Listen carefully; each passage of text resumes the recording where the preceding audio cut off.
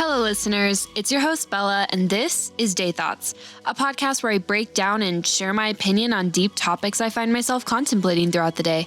Day Thoughts is centered around open conversation and unique perspectives from both myself and guest speakers about various subjects like mental health, spirituality, and self-help. You can expect to see new episodes available for streaming every Friday. For the next 2 weeks, we will be exploring the topic of self-love in my self-love series, Loving You. This is episode 7. Stay tuned. Hello, and welcome back, listeners. This is Day Thoughts. I'm your host, Bella, and this is actually my second to last episode of my self-love series. So Loving You is an 8-week series, and this is week 7, which means that next week I'm going to be wrapping up this whole thing, but don't go away just yet, because today I'm going to be discussing overcoming societal standards, which I think is absolutely huge in the journey of embracing who you are and learning to let go of other people's standards for who you are or who you should be. And joining me today is the best person that possibly could, my older sister, Avery. She actually illustrated my poetry book. Frosty Buns is her artist name. Just incredibly talented, and also just such a huge self-love, embracing who you are advocate. So anyways, we are going to be discussing that today. So if you are interested, stay tuned. And without further ado, let's jump right in. Hey guys, this is my sister Avery. Hi there. So funny story, and previous guest speakers may understand the pain of this, but we actually already recorded this episode. And then when I was in the middle of editing, my computer decided to be silly goofy and just Really goofy. it literally just erased the entire episode. So here we are recording again. Anyways, so today we're talking about overcoming societal standards. You know, I think without realizing it, the majority of us tend to feel like we have to live up to a standard, whether it's the standard that society has put on us in general, or friends, or family, or anybody around us has just kind of given this idea that the way we dress, act, talk, the things that we're into, like the hobbies, need to fit into like a certain box in order to be acceptable. Yeah, a lot of people have this idea that, and it's not just from society too. Like you said, it can like easily come from the people you surround yourself with, friends and family. You think you have to fit into this cookie cutter sort of mold shape. If you're not loving of who you are in every aspect, that can easily lead to a slew of problems, which can, you're not happy anymore. Like, if you're not you, are you really happy? You know what I mean? Yeah, I agree. I think, like, at least from my experience and from the experience of people that I've talked to, like, when you're chasing all these standards, and for me, it was, I guess, sort of behavioral, but it was mostly exterior, like my physical appearance, the way that I dressed, looked, all of it. To me, I was pursuing this standard of beauty that I felt would make me feel beautiful. And then it was like, even looking back at old pictures and stuff, it's like, no matter what I did, there was always something that I was thinking, well, okay, so now that I have this, this, and this, if I just had this, I would be perfect. And then I do that thing, and I'm still not perfect. And it's almost like this never-ending, chasing my tail, where it's like I'm just going in circles. And then now looking back at those pictures, I'm like, I was already beautiful. Like and funny, ironically enough, I actually look back and I'm like, I wish I still looked like that, or I wish that I hadn't, done this or whatever to change up my look. And it's like, I'm back in the cycle again. Like I'm back to wishing I looked a different way, even comparing myself to how I looked in the past. Yeah, I always, I think it's easy for everyone when we look back at photos of ourselves to kind of like, joke about like, oh, like I was a crusty little like 8-year-old or something like that. It's like every day we woke up, we'd start getting ready and you guys would be like, oh, my hair looks horrible. And I was like, does it really though? Like, it's like, like, I don't think it does. I think it's easy for us to sort of look into the mirror and pick out what we see wrong, which is something that other people don't see at all. You know what I mean? Yeah, I agree. I feel like one of the biggest things that impacts the image that we all feel we should live up to is social media. And that is sad to admit because I remember when I was like a preteen, I first started to make social media accounts and it was just like this whole new world. Like there was so many, you know, I guess new versions of myself that I could discover, like new hobbies that I didn't know I had or interests that I didn't know I had. And, Pinterest was a big one. Like it gave me so much fashion inspiration and it all started out great. And then it turned into the huge thing that it is now where every single person has social media and it's so fake and it's so, filtered, I guess is the word, that we honestly are no longer pulling little things that we like and using it to our advantage. We're trying to become a version of ourselves that best fits in with what everybody else is doing or best fits in with the newest and most recent beauty standard. Yeah, it's social media is such a good thing, but it's such a double-edged sword. It's like on one hand it's great because it's such a way for people to get in touch with each other, or even like you said, for simple like hobbies or loves and aspirations, like for fashion and makeup, like those things aren't bad, and that's not the message that we're trying to convey. It's just that when you start to alter who you really are because what you are digesting from social media, that's where the issue starts to rise. You know what I mean? If you start looking at what society really, what they glorify or what they romanticize, and you start chasing that rather than just staying true to yourself and loving who you are, that's when it starts to become extremely detrimental. Yeah, and that can happen sort of under the surface. Like you don't even know that that's happening until you're like, "Oh my gosh, I got on to TikTok at 4 and it's now 6 and I've been stalking the same person's social media." And then you look in the mirror and you're like, "Wait, I don't look like that person." And I think I like what you mentioned about like what the world romanticizes and stuff because I feel like that's huge. Like no matter what, I guess, category you're in, no matter what age group, no matter what gender, it doesn't matter. There are pressures and standards placed on every single human being.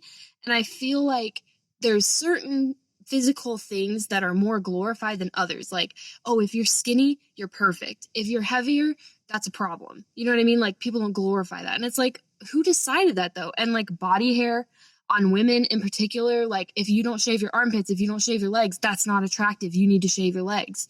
Even though we're all human beings and body hair is a biological thing. Well, yeah, exactly. Society and social media has a way of romanticizing certain things, which sadly enough makes you fall out of love with the things that you just may have a preference for. You know what I mean? Like you said, you look in the mirror, you're like, well, I'm not as skinny as that person and all that. I remember we used to watch America's Next Top Model together, and just exposing myself here. That's our little guilty pleasure. But we would watch America's Next Top Model together, and these like gorgeously and very very skinny women would come on, and they would be like, "You're too fat," and I was like, "What do you mean?" Yeah. If she gets any skinnier, like her organs are gonna like suffocate. You know what I mean? Like, how does that make sense? Make it make sense. It can get dangerous, like really, really dangerous, not just mentally but physically too. No, I completely agree. And it's like everybody's heard the message. Don't trust social media. Everything is not what you see. And there's even some TikTok accounts that I've seen that their entire account is dedicated to like the photoshopped version versus the real picture. And it's this huge difference. And yet, I think without even realizing it, like we jump on social media, we see somebody, we're like, wow, they're beautiful. I don't look like that. What did we just do? We automatically trusted that's what this person looks like. Their teeth are totally that white. Their hair is that perfect. Their body is that slim.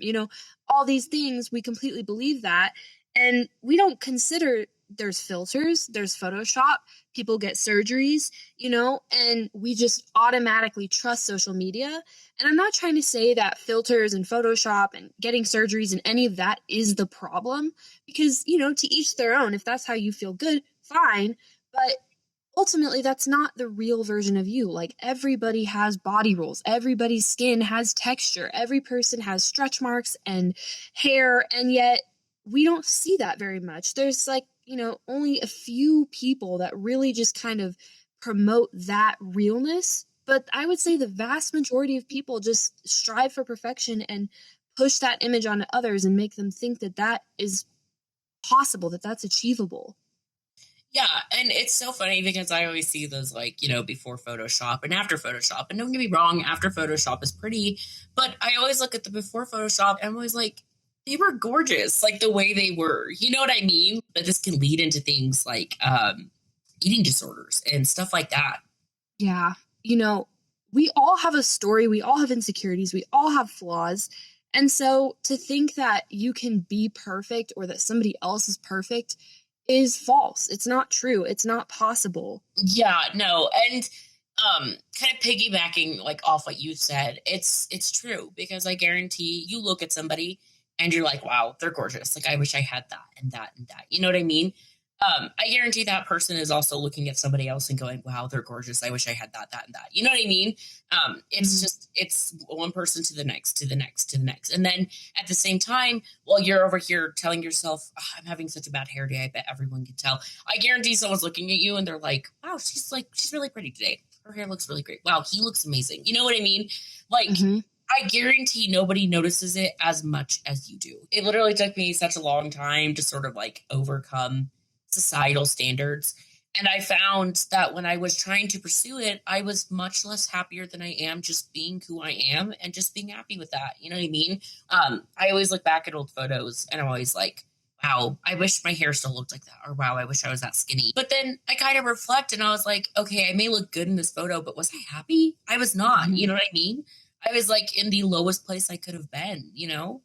I completely agree. Like, it's exhausting having to dissect yourself every single day. Like, I remember this time in my life where I would not leave the house. Like, I would literally not leave the house if I was breaking out too bad, if my clothes didn't look good, if my hair didn't look good.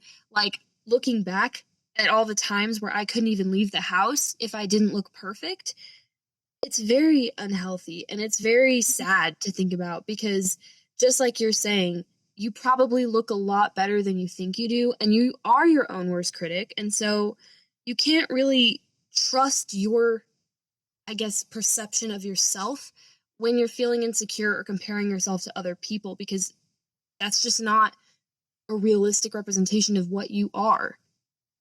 Exactly. And it's it's like the thing is you said it perfectly, like you are your own worst critic, but you really shouldn't be, you should not be judging yourself to such a degree that you cannot function or you cannot love yourself, um because you end with yourself and you wake up in the morning with yourself. You are with you 24/7, and I don't know about you, but I don't want to be with somebody who's miserable, you know what I mean, or constantly criticizing me. That's like a one-way ticket to self-hatred. I want to wake up every morning with somebody who loves me, and that's me. I mentioned this on our last recording, and I think it's still good to say. Loving yourself and overcoming societal standards is not going to be a linear or stagnant path. It's not going to be just, oh, you get better, you're better. It's, it's up and down. Every Mhm. day is different. But at the end of the day, you have to remind yourself to be gentle and kind with yourself because you are trying your best, and that's good enough. Yeah, that's completely true. And I don't remember where I heard it, but it was something along the lines of if you were in your life as a friend, based on the way you talk to yourself, based on the way you critique yourself, is that the kind of friend that you would want around? Because what we may not realize is we are around our friends a lot. Around our people a lot, but we're around ourselves the most. And the way that we talk to ourselves, it's the voice we're going to listen to the most. I don't know why, but we all just think we're so credible. Like, if I see myself, if I think I'm having a bad hair day, that's it. I'm having a bad hair day, period. If this person is perfect, they're perfect. They don't have flaws because I don't see flaws, so they must not have flaws. And it's like, we're not that reliable. Like, we're just balls of emotion and we can't take our own word as law, And it's like, and vice versa. Like, we can't take society's word as law and social media standards as law because all of these things are just the way we are, morphed, manipulated, translated, and not one thing you see is exactly what it is unless you are seeing it in front of your face. And sometimes it's even that isn't what you're seeing, because we put on perceptions of ourselves. And we've talked a lot about the exterior, but we haven't really talked about who you are and like feeling the need to have a different personality. Like if you're naturally introverted, feeling this desire to be more bubbly because that's a better personality trait than being introverted is. And, liking certain things better. Like it's better to be into sports than it is to be into books. It's better to be into this kind of fashion than it is to dress like this. And it's like, all of these things are pressures. And then you also like really need to keep in mind that everyone has different standards, society is like everyone thinks that society standard is law. The standard for perfection, or what we think is perfection, is so objective. It's so different from a person to person basis because this feature that somebody else may love, other people may not love at all. Yeah, and that kind of goes along the lines of doing things or looking a certain way or whatever for the approval of others. Because that you're exactly right. Not every person likes the same things. So if you think, well, everybody's going to love me if I do this, or if I act like this, or look like this, you're wrong. Someone will always find a way to hate on you. And on a more positive note, someone will always find a way to love you and accept you. And so do what you do for you, because all I can say is from my experience, the constant chase of other people's approval and the constant need to be accepted by every single person, it's, for one, it's impossible. And two, it's just horrible for your mental health. Like the anxiety you feel when you leave the house and you're not feeling your best, the depression that you feel when you feel like people hate you and you're not good enough and you never will be. And it's like, it's just not worth it. You have to learn to love who you are. And as somebody who's starting a very small platform, right now, I don't have thousands of listeners. I don't have thousands of followers, but I'm putting myself out there, and that is terrifying. And it's almost like you have to have this huge group of people. Sorry if you can hear the dogs in the back. But it's like if you don't have this huge group of people backing up the way that you look or dress or act or what you do, it's cringy. It's wrong. It's not right. You should be doing something different. Yeah, and I'm gonna kind of encapsulate this as a whole real quick.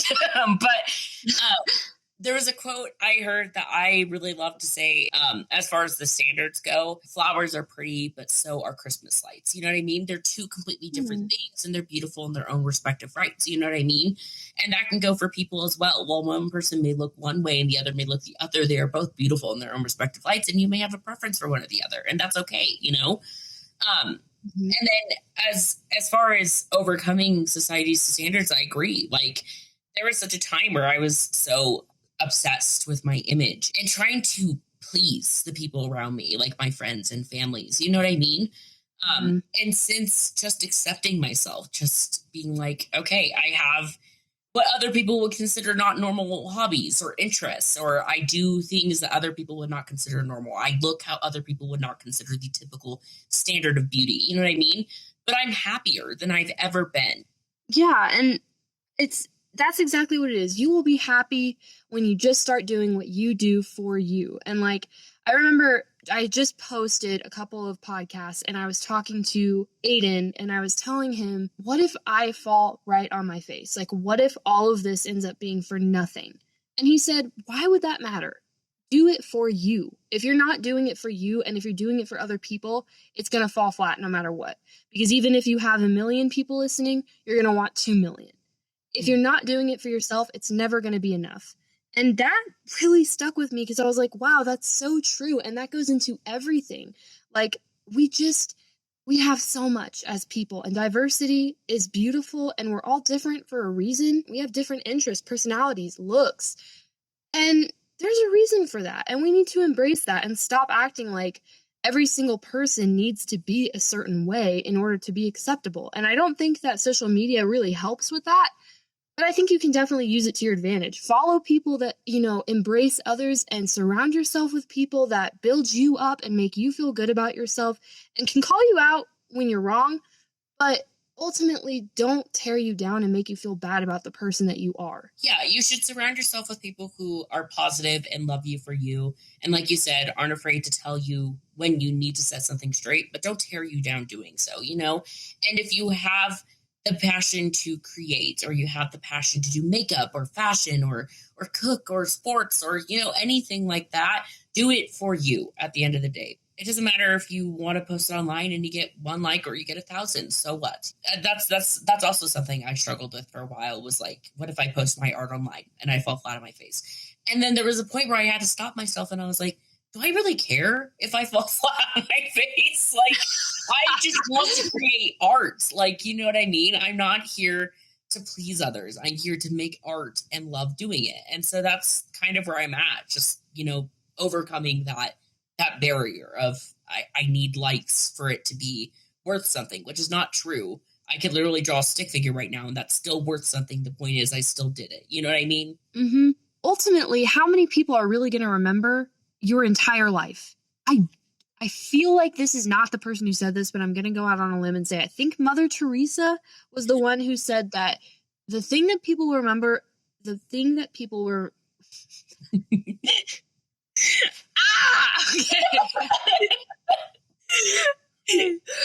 The thing that people will remember the most about you is the way you made them feel. So, oh, and that's the other thing too. Are you really living when you're not doing what you want to do? Like, if you aren't putting yourself out there because you're scared of falling flat or you're scared of not being accepted, and so you don't leave the house dressed a certain way and you don't post what it is that you want to post and you just aren't who you want to be deep down inside, is that not falling flat? Because you're just living life as if you're happy and satisfied when deep down you have this interest and this passion that you're not pursuing because you're afraid to fail. But it's like, are you really succeeding by not even trying? I've always wanted to do this kind of thing. I've always wanted to publish a book and put myself out there and be heard. But did I ever do it until now? No, because I was so scared of everybody else's opinions of me. And ultimately, I'm so much more disappointed that I cared that much than I am that I never won everybody's approval. It's so true. You have to just, it doesn't matter if you only have one like per post. I mean, that's still somebody who likes your work, you know what I mean? And, or who likes what you do. The lumberjack may not remember cutting down the tree, but the tree does remember dying. You know what I mean? Those feelings stick with people. And so it's good at the end of the day just to be kind, do what you love, what makes you passionate, and just surround yourself with people who love you and people who will support you no matter what, you know? Dude, I don't know how you struggle in life if you have like this tool belt of like amazing quotes. I don't know, Shorty. I just go online and then I hear them and I'm like, wow, that sounds amazing. And then it just like bookmarks in my brain. But I think that about wraps up our conversation. I hope that you got the general idea of our message, and it's just to be yourself and stop trying to please everybody and stop trying to live up to these standards that were set by people that couldn't even meet those standards themselves. Okay, well, that was deep. That was a good quote just now. Look at me. Okay, anyway. Girl, I will be bookmarking that one. Anyways, thank you for joining me, sister. Is there any parting message? I know it can be really hard to, you know, it's easier said than done, though, like overcoming society and its standards or what people expect of you. And so my best advice is just, if you are a critic to yourself, I advise just starting with going home. And when you're about to go to sleep or lay down, just tell yourself 5 things you're proud of that you did of yourself for the day. You know, just be sure to congratulate yourself for them. And that can help you on a better path of self-love. Exactly. And surround yourself with people that are positive to you. You know, don't be afraid to put yourself out there. Even if you're rejected at first, it's always the people that were rejected that made the biggest difference. I mean, look at, you know, from a Christian's perspective, look at Jesus. Like, he was the most hated during his time. And it's just like, you know, there's so many people that jumped out and did something huge and nobody at that time appreciated it. But then years later, everybody did, or everybody embraced it. And then there's people now that are putting themselves out there and they're totally successful. And, you know, we may all strive to be that person, but at the end of the day, you are who you are. You're where you're at for a reason. And just learn to appreciate that. Learn to appreciate every phase of life and stop being so hard on yourself and so hard on people around you, because you don't know what insecurities people are struggling with. And just like your lumberjack quote about the tree remembers dying, like your words to other people affect them. And it's just, be careful. We just need to love on each other, and we need to love on ourselves. But anyway, I guess that's pretty much it for this episode. Next week is the last episode of my self-love series. And so I'm just going to be talking about, just kind of summing up what I talked about, kind of giving tips on how to stay on track. This is a lot of information, so I'm just going to kind of try and compile it into one episode as best as I can. But anyways, thank you guys so much for tuning in. I will see you next week. Bye.